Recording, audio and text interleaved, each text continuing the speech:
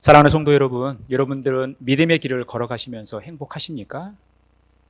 예수 믿고 나서 더 행복해지셨습니까? 혹은 예수 믿고 나서 여러분들에게 좋은 일들이 더 많이 생겼습니까? 사실 막상 우리의 모습을 들여다보면 예수 믿고 나서 더 아플 때도 있고 예수 믿고 나서 하는 일이 잘 안 풀릴 때도 있습니다. 예수 믿고 나서 우리가 원하는 대로 되지 않을 때가 많다라는 것입니다. 그렇다면 우리가 예수 믿고 무엇이 행복하겠습니까? 우리가 예수 믿고 행복해진다고 했는데, 예수 믿으면 복 받는다고 했는데, 과연 우리에게 오는 복은 무엇이겠습니까?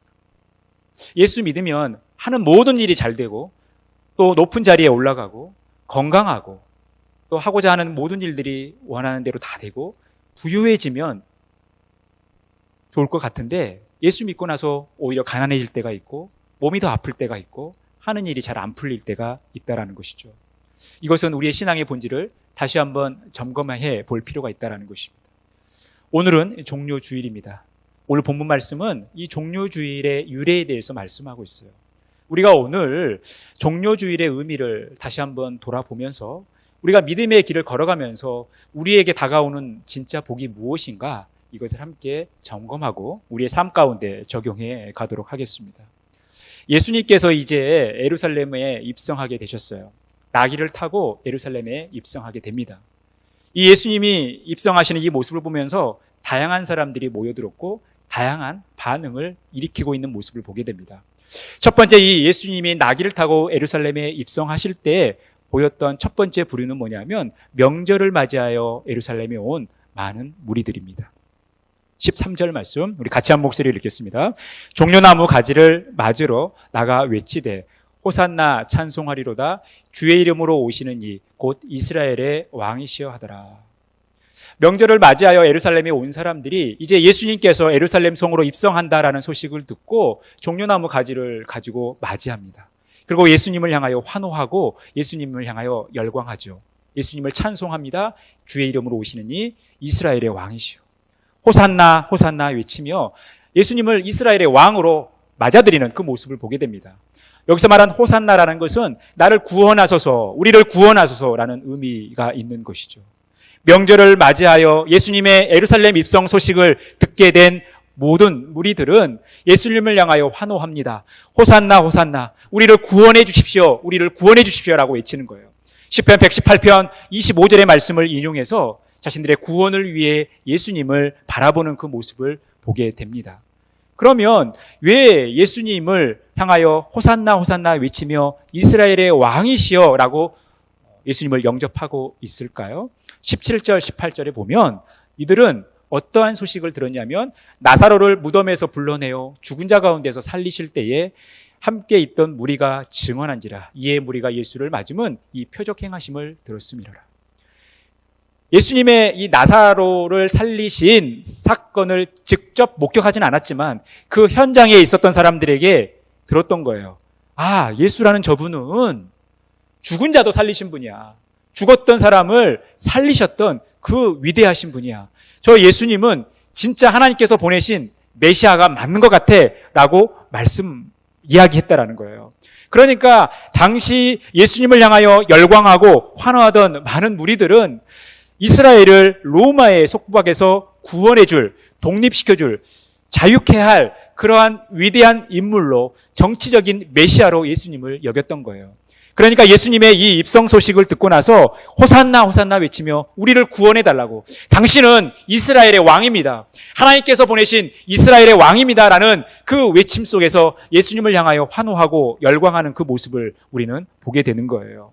그런데 이렇게 예수님을 향하여 호산나 호산나 외치며 열광했던 이 무리들이 나중에 어떻게 됩니까? 요한복음 19장 14절에서 16절에 보면 이날은 유월절의 준비일이요 때는 제6시라. 빌라도가 유대인들에게 이르되 보라 너희 왕이로다. 그들이 소리 지르되 없이 하소서 그를 십자가에 못 박게 하소서. 빌라도가 이르되 내가 너희 왕을 십자가에 못 박으랴. 대제사장들이 대답하되 가이사 외에는 우리에게 왕이 없나이다 하니 이에 예수를 십자가에 못 박도록 그들에게 넘겨주니라.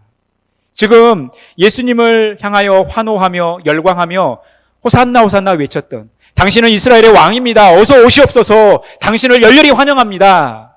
아마 북한의 김정은을 환영하는 북한 동포들처럼 아마 예수님이 예루살렘에 입성할 때 그렇게 환호했습니다. 그런데 그들이 이제 조금 후에 예수님을 십자가에 못 박으라고 해요.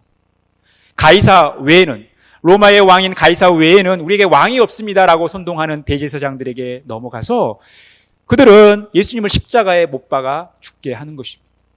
그들은 예수님을 정치적인 메시아로 여겼지만 예수님께서 초라하게 십자가의 길을 걸어갈 때 예수님을 외면하거나 예수님 앞에 침묵하거나 적극적으로 예수님을 십자가에 못 박는 일을 행하는 그 모습을 보게 됩니다. 두 번째 부류가 있어요. 두 번째 부류는 예수님을 3년간 따라다녔던 제자들이에요. 예수님께서 이제 나귀를 타고 예루살렘에 입성하는 그 모습을 보면서 제자들이 이렇게 반응하죠. 16절에 보니까 제자들은 처음에 이 일을 깨닫지 못하였다가 예수께서 영광을 얻으신 후에야 이것이 예수께 대하여 기록된 것임과 사람들이 예수께 이같이 한 것임이 생각났더라. 제자들이 생각하기에는 엄청난 이적과 기적을 베푸신, 우리가 생각해도 예수님은 메시아로 이 땅에 오셨는데 초라한 어린 나귀를 타고 예루살렘에 입성하는 그런 정말 개선장군하는 그런 모습과는 전혀 다른 모습으로 예루살렘에 입성하는 그 예수님의 모습을 보면서 이해가 되지 않았던 거예요. 왜 예수님께서 저런 모습으로 예루살렘에 입성할까? 그런데 이 요한복음을 기록하고 있는 요한 역시도 자신들의 영적 무지 때문에 예수님을 잘 알지 못하는, 예수님께서 왜 나귀를 타고 예루살렘에 입성한지를 잘 모르는, 나중에야 알게 되는 이 모습을 그리고 있어요. 이렇게 예수님을 3년 동안 따라다녔던 제자들은 예수님을 잘 알지 못했어요. 예수님의 길을 잘 알지 못했기 때문에 그들이 어떤 일을 행합니까? 마가복음 14장 50절에 보면 제자들이 다 예수를 버리고 도망하게 됩니다. 예수님을 3년 동안 따라다니면서 예수님의 말씀을 들었고 하나님의 말씀을 들었고 또 예수님께서 행하신 놀라운 기적의 현장에 있었음에도 불구하고 그것을 그 가까이서 똑똑히 보았음에도 불구하고 예수님께서 고난을 당하시고 십자가에 달려 죽으시게 됐을 때 제자들은 다 도망가 버렸다라는 거예요. 왜 그렇습니까? 예수님이 가시는 길을 잘 알지 못했기 때문에 이들은 이렇게 변해버린 거예요. 세 번째 부류가 있습니다. 세 번째 부류는 바로 바리새인들이에요. 19절에 보니까 바리새인들이 서로 말하되 볼지어다 너희 하는 일이 쓸데없다 보라 온 세상이 그를 따르는도다 하니라. 이 바리새인들은 초지일관 예수님을 부정합니다. 예수님을 인정하지 않아요. 많은 무리들이 예수님을 따르니까 이거 역시도 못마땅하게 여기는 거예요. 여러분, 바리새인들은 구약 성경에 능통했던 사람들입니다. 이 구약 성경을 다 외우고 다녔던 사람들이에요. 율법에 대해서 잘 아는 사람들입니다. 선지자를 통해서 기록된 그 말씀들을 다 알고 있었던 사람들이에요. 그런데 그들은 예수님을 알아보지 못하는 거예요.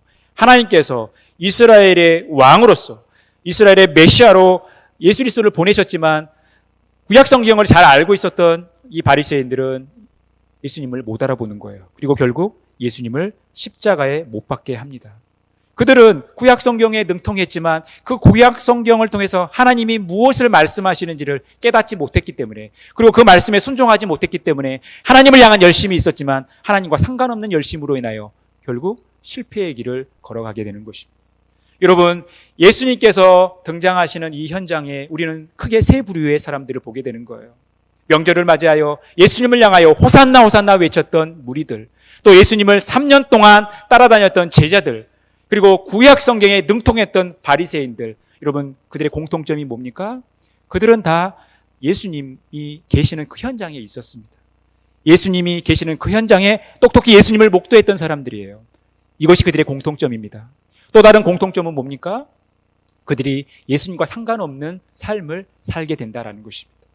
호산나 호산나 이스라엘의 왕이여 우리를 구원해 주십시오 라고 외쳤던 무리들은 나중에 예수님을 십자가에 못 박으라고 해요. 가이사 외에는 우리에게 왕이 없다고 이야기합니다. 단 며칠 사이에 바뀌어버리는 거죠. 3년 동안 예수님을 따랐던 제자들 역시 마찬가지예요. 죽기까지 예수님을 따르겠다고 그들은 다짐했지만, 그리고 예수님 앞에 호언장담했지만 예수님이 붙잡히자, 예수님이 십자가에 달려 죽으시자 그들은 다 뿔뿔이 흩어지고 도망가 버린 것입니다. 구약 성경에 대해서 누구보다도 잘 알았던 바리새인들은 예수님이 가시는 길을 알지 못했던 거예요. 그래서 철저히 예수님을 부정하는 그 모습을 보게 됩니다. 여러분, 이것이 이들의 모습 속에서 나타나는 거예요. 여러분, 이 모습이 우리에게 보여주는 게 뭡니까? 이 시대를 살아가는 우리의 신앙의 한 모습일 수도 있어요. 굉장히 자극적이고 하나님께서 하시는 일들을 경험하면서 하나님께 열광하고 하나님, 예수님 외치더라도 결정적인 순간에 하나님의 뜻대로 살아가지 못하는 우리의 모습들을 보게 되는 거예요. 교회에서 3년이 넘도록 제자 훈련을 하면서 예수님에 대해서 잘 안다고 이야기하는데 결정적인 순간 예수님께서 가시는 길을 알지 못하고 그 길을 따르지 못하는 제자들의 모습과 같은 모습이 우리에게 있는 거예요. 교회를 오래도록 다녀서 성경에 능통하지만 성경의 내용이 무슨 내용인지 다 잘 알고 있지만 그 말씀대로 살아가지 못하는, 그 말씀과 상관없는 열심을 가지고 있는 바리새인과 같은 우리의 모습이 지금 우리의 모습일 수도 있다라는 거예요. 오늘 예수님을 향하여 반응하는 이 우리를 통해서 우리는 우리의 현 주소를, 우리의 신앙의 현 주소를 보게 되는 것입니다. 분명한 것은 우리의 생각과 주님의 생각이 다를 수 있다라는 거예요. 우리가 그리는 신앙의 그림과 예수님이 우리에게 바라고 그리시는 그림이 다를 수 있다라는 거예요. 그러면 우리가 어떻게 해야 되겠습니까? 철저히 예수님의 뜻에 우리의 생각들을 고정하고 그 예수님을 따라가는 삶을 살아가야 되지 않겠어요? 지금 예수님은 그 모습을 우리에게 보여주고 있습니다. 우리는 어떤 부류에 속해 있냐라는 것입니다. 여러분, 왜 그러면 이들이 이렇게 오해할 수밖에 없었는가? 16절에 다시 한번 살펴보면요, 제자들은 처음에 이 일을 깨닫지 못하였다가 예수께서 영광을 얻으신 후에야 알게 되는 거예요.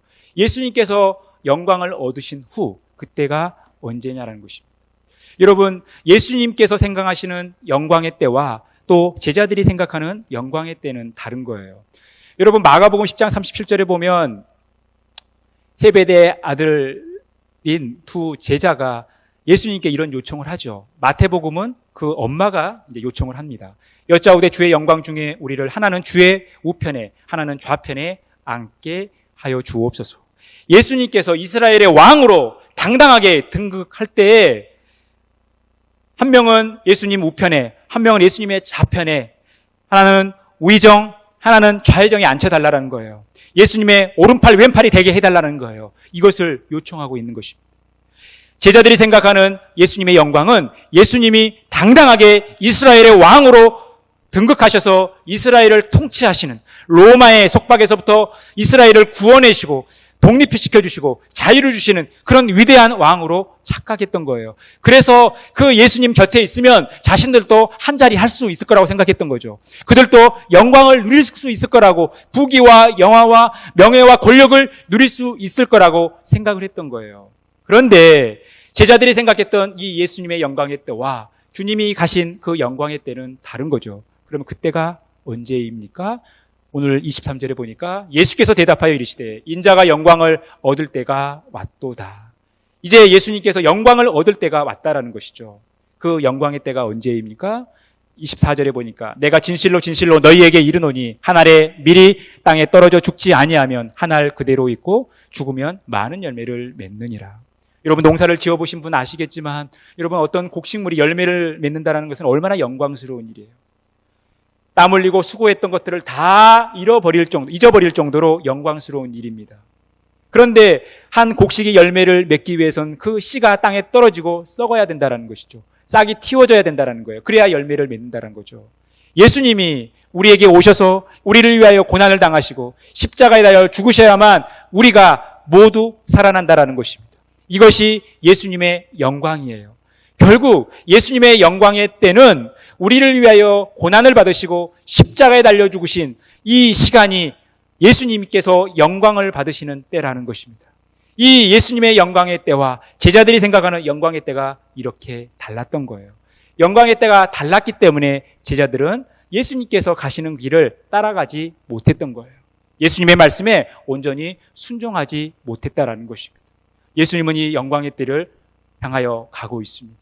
그런데 제자들은 그것을 미처 깨닫지 못하고 나중에서야 알게 됐다고 지금 요한은 고백하고 있다라는 것입니다.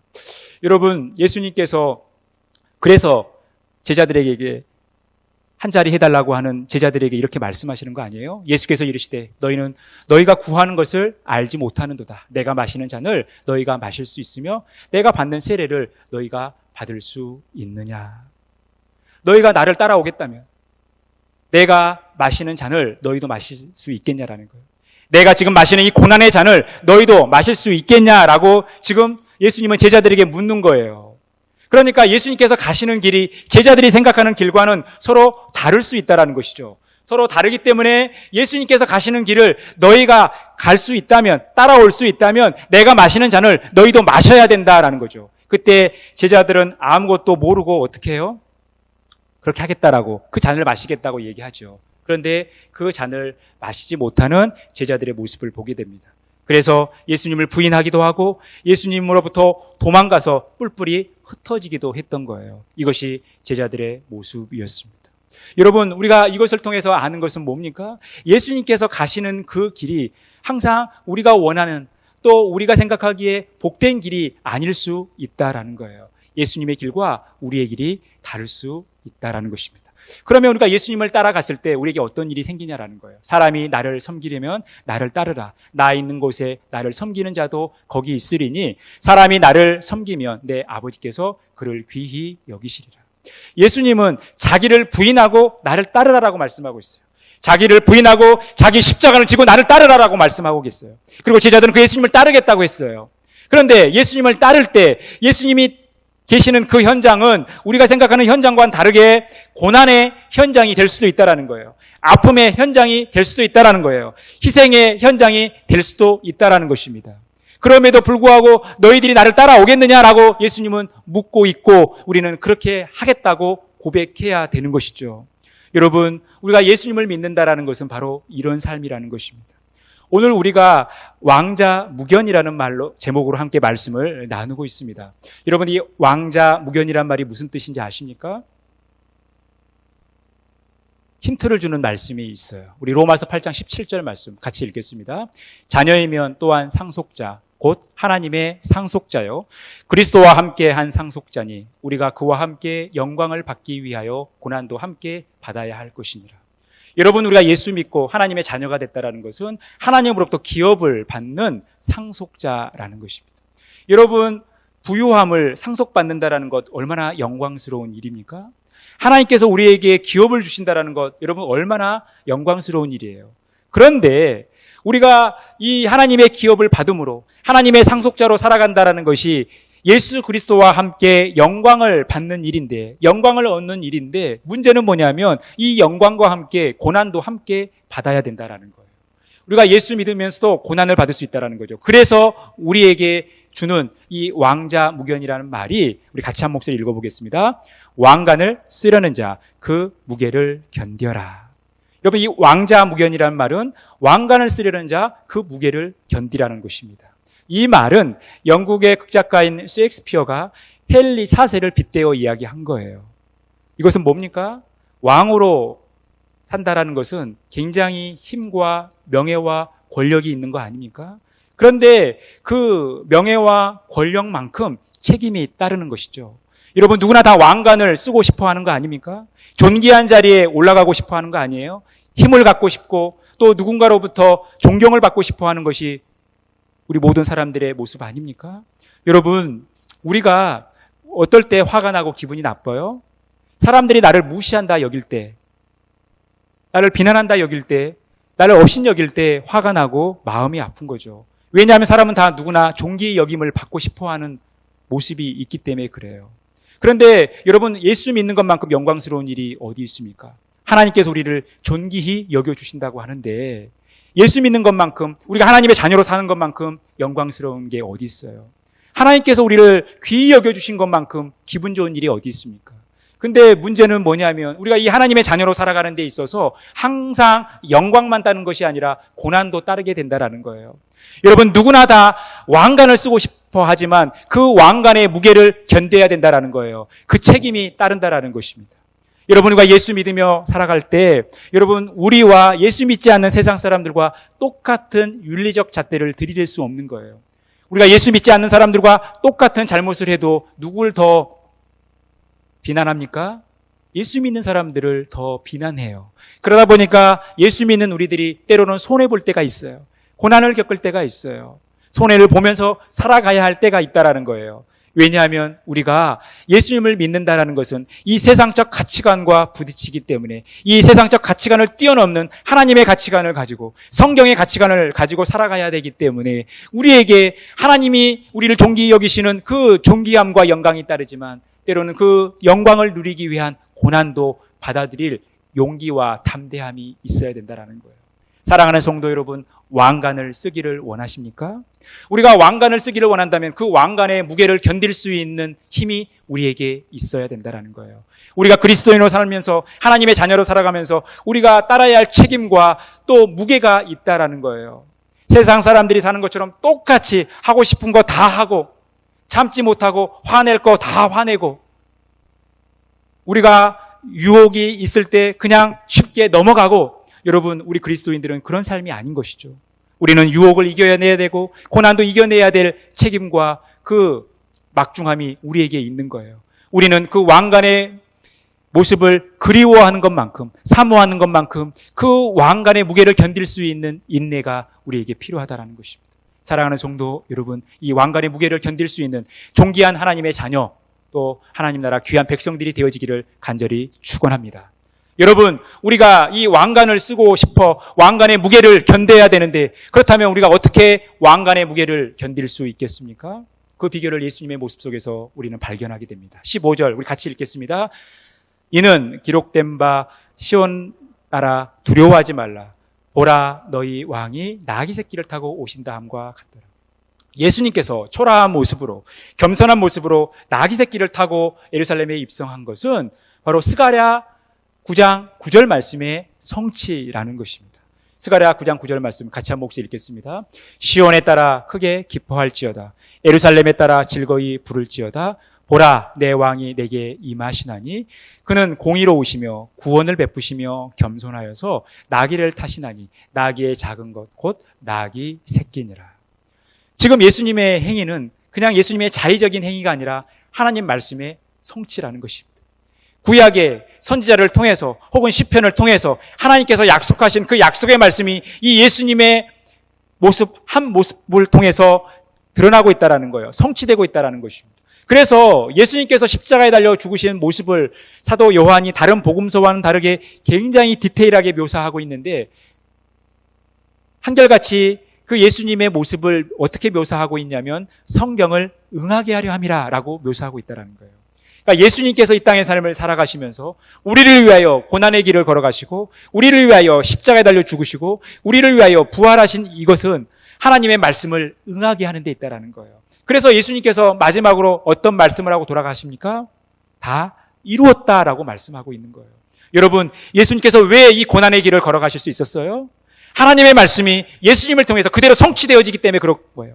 그러니 우리도 예수님을 따라가는 예수님께서 가신 그 고난의 길을 예수님께서 쓰고 계신 그 왕관의 무게를 우리도 견디기 위해서 우리에게 필요한 것은 하나님의 말씀이 우리의 삶 가운데 그대로 성취될 것을 믿고 그 말씀이 우리의 삶 가운데 그대로 역사되어질 것을 믿고 그 하나님의 말씀을 신뢰하며 살아가야 된다는 거예요. 우리가 이 하나님의 말씀을 붙들고 살아갈 때 그 왕관의 무게를 견딜 수 있다는 것입니다. 사랑하는 성도 여러분, 왕관을 쓰려는 자 그 무게를 견디는 그 복된 삶이 하나님 말씀으로 이겨내는 그런 복된 삶 살아가시기를 간절히 축원합니다. 여러분, 하나님은 우리에게 그래 예수 믿고 살아가면서 고난을 받아야 돼 이렇게만 말씀하지 않으신다라는 거예요. 하나님은 우리에게 고난받는 우리에게 하시는 말씀이 있어요. 약속의 말씀이 있다라는 것입니다. 우리 시편 34편 19절 말씀 같이 읽겠습니다. 의인은 고난이 많으나 여호와께서 그의 모든 고난에서 건지시는도다. 여러분, 의인이 고난이 많다라는 거예요. 예수 믿는 우리들이 하나님의 자녀로 살아가면서 고난이 많다라는 거예요. 얼마나 우리가 받아들이기 힘든 사실입니까? 얼마나 불편한 진실이에요. 어쩔 수 없는 거예요. 사실 우리의 삶의 현장에서 그대로 나타나고 있지 않습니까? 우리가 예수 믿고 있지만 여전히 우리가 가난하게 살고 여전히 아플 때가 많고 여전히 하는 일이 잘 안 불 때가 있어요. 그런데 의인이 고난은 많지만 하나님께서 이 고난 가운데 건져 주신다라는 거예요. 더 나아가서 시편 31편 7절에서 8절 말씀 같이 읽겠습니다. 내가 주의 인자하심을 기뻐하며 즐거워할 것은 주께서 나의 고난을 보시고 환난 중에 있는 내 영혼을 아셨으며 나를 원수의 수중에 가두지 아니하셨고 내 발을 넓은 곳에 세우셨음이니이다. 우리가 고난 가운데 하나님을 바라며 기뻐할 수 있는 것, 이 고난이라는 것이 우리에게 고통을 주고 슬픔을 주지만 이 고난 가운데 우리가 즐거워할 수 있는 이유는 이 고통 가운데 있는 우리들을 하나님이 잘 아신다라는 거예요. 그리고 우리를 이 고난 가운데 가두어 두지 않는다라는 것입니다. 우리를 넓은 곳에 세우신다라는 거예요. 이 고난을 이겨내고 우리를 더 나은 하나님의 백성, 하나님의 자녀로 삼으신다라는 거예요. 그렇게 세워주신다라는 것입니다. 그러니 여러분, 우리가 이 고난의 터널을 한번 지나고 나면 더 성숙해지는 거예요. 이 고난 가운데 더 하나님을 깊이 만나는 것입니다. 어떤 분이 그러더라고요. 고난을 겪는 목사님들의 설교가 더 깊이 있어지고 더 좋아진다고 그러더라고요. 여러분, 우리 성도들도 마찬가지입니다. 우리가 고난의 길을 걸어가면서 하나님을 더 깊이 만나는 거예요. 더 하나님을 생각하고 하나님을 의지하고 더 하나님을 바라는 거예요. 여러분, 고난이 우리에게 주는 유익이고 하나님은 우리에게 이것을 말씀하고 있습니다. 사랑하는 성도 여러분, 우리는 오늘 종료주일을 보내고 있습니다. 종료주일은 우리에게 두 가지 의미로 다가옵니다. 예수님은 많은 사람들의 환호와 열광을 받으면서 많은 사람들의 영접을 받으면서 예루살렘에 입성하셨습니다. 많은 사람들이 이스라엘의 왕이여 어서 오시옵소서, 내가 당신을 맞이합니다 라고 호산나 호산나 외치는 거예요. 얼마나 환희와 기쁨과 영광스러움이 있습니까? 하지만 이 종료주일 예수님의 예루살렘 입성은 우리를 위하여 십자가에 달려 죽으신 고난의 시작이라는 거예요. 고난의 시작과 같습니다. 그래서 우리는 내일부터 고난주간을 보내는 것이죠. 여러분, 우리의 신앙생활이 바로 이 종료주일의 의미 속에 다 담겨져 있는 거예요. 우리가 예수 믿고 하나님의 자녀로 살아간다는 것 얼마나 영광스러운 일입니까? 우리가 하나님의 존귀 여김을 받는다는 사실이 얼마나 기쁘고 감사하는 일입니까? 우리는 하나님의 상속자예요. 하지만 우리가 하나님의 상속자로서 예수 그리스도와 영광을 함께 받아 누리지만 고난도 함께 받아들일 용기가 필요하다는 거예요. 우리가 왕관을 쓰고 싶지만 그 왕관의 무게를 견딜 수 있는 담대함과 용기가 우리에게 있어야 된다는 거예요. 하나님의 말씀에 묵묵히 순종하며 그 십자가의 길을 온전히 걸어가셨던 예수님처럼 우리의 삶 가운데 하나님의 말씀은 반드시 성취된다라는 이 믿음을 가지고 우리에게 오는 고난을 말씀으로 이겨내시는, 그래서 이 종료주일 예수님의 입성을 바라보시면서 하나님께서 우리에게 주신 이 신앙의 본질이 무엇인지를 깨닫고 늘 믿음으로 말씀으로 승리하는 복된 삶 살아가시기를 간절히 축원합니다.